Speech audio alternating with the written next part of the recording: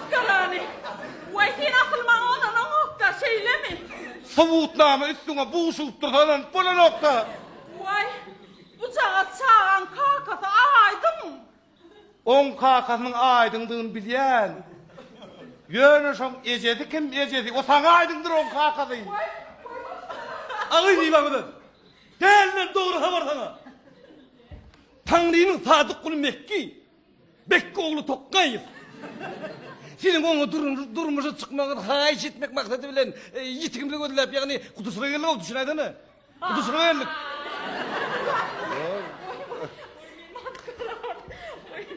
Oy geçemem yoktu daydı. Oy bir et Muhammed Cansın taklayadı. Ben diğer rüyalığımda dedim ki. Ey giderler geçey.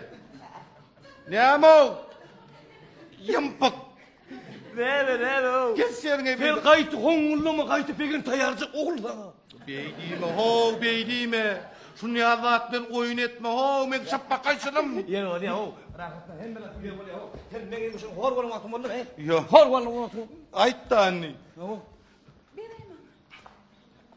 Yödünden ne? Ne mi? Meret Muhammed Can idiydim ben sana aşıktı golü. Beydi otur veripsin o. Ya benim kampalı tırçılık edeytek mi kagay? Ekli gıyırlar son gıyırını sersepilo. Vay tuğu. Neymiş etmişim o Kaçan toy etip yetiştiniz.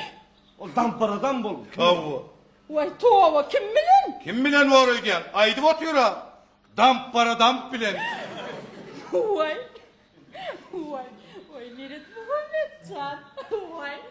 Adam para adam. Vay canım kakata. Vay.